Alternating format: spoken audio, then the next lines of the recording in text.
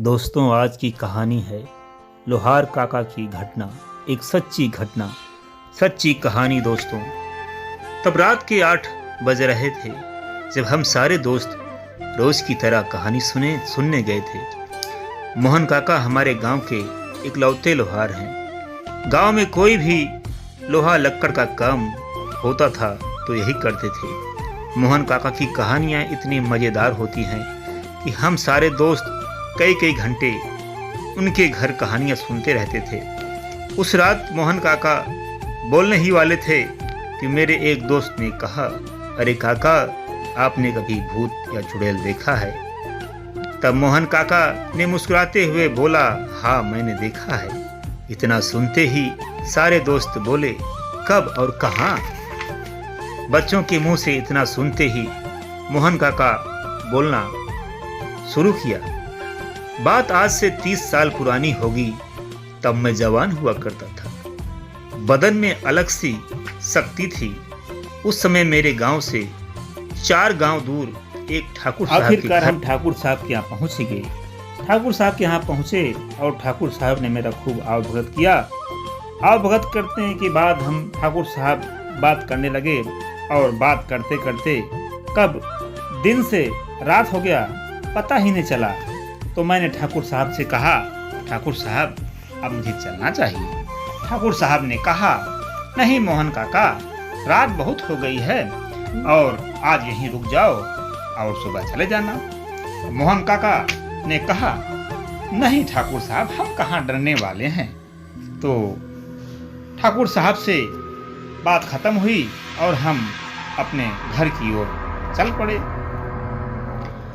और चलते चलते चलते जब अपने घर की ओर निकल पड़े तो कुछ दूर चलने के बाद रात के काले अंधकार ने माहौल को पूरी तरह ढक लिया था। अब रात काफी हो चुकी थी। जिस रास्ते पे मैं आगे बढ़ रहा था उस रास्ते पर एक इंसान तो दूर, एक जानवर तक नहीं दिख रहा था। और माहौल को इतना सन्नाटा पाकर उस रास्ते से मैं आगे बढ़ता ही जा रहा था। पूरा रास्ता धुंधला धुंधला जान पड़ रहा था और मैं अभी आगे बढ़ ही रहा था। तभी मुझे किसी और के कदमों की आहट महसूस हुई। मेरे आगे कोई नहीं था। इसका मतलब मेरा पीछा कोई कर रहा है। तब मैं झट से पीछे मुड़कर देखा तो हाँ, एक काली सी परछाई जो किसी औरत की थी वो मेरे पीछे पीछे आ रही थी। कुछ पल के लिए मैं चिंता में पड़ गया। एक पल के लिए मैंने सोचा कि कोई और होगी या कोई और कहीं जा रही होगी। ये सोचकर मैंने कुछ देर वहाँ खड़ा हो गया कि पहले उस औरत को जाने दूं, फिर मैं आगे निकलूं। मगर माहौल कुछ दूसरा था।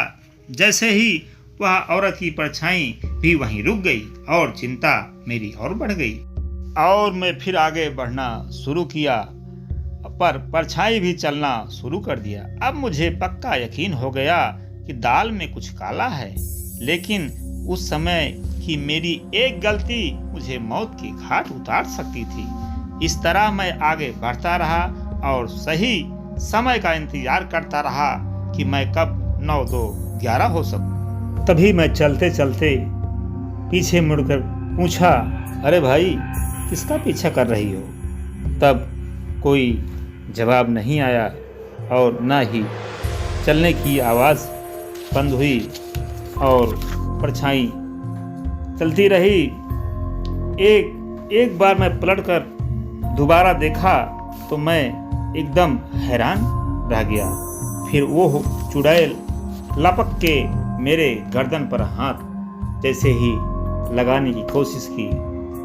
उतने में क्या हुआ कि मेरे गले में भगवान का लॉकेट था और जैसे ही वो लॉकेट पे हाथ रखी, लेकिन वो भगवान की कृपा से मैं बच गया और वो चुड़ैल उस रास्ते को छोड़ करके भाग गई। इस प्रकार कहानी खत्म हो गई और सारे दोस्त मोहन काका से बोले, कहानी बड़ी अच्छी थी काका, क्या आपको डर नहीं लगा? तो मोहन काका ने कहा, देखो साथियों, हमेशा धैर्य और साहस रखिए और कठिन समय का सामना करिए।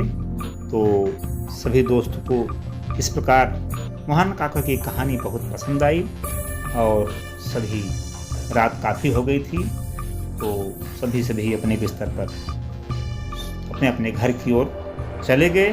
कहानी समाप्त हुई।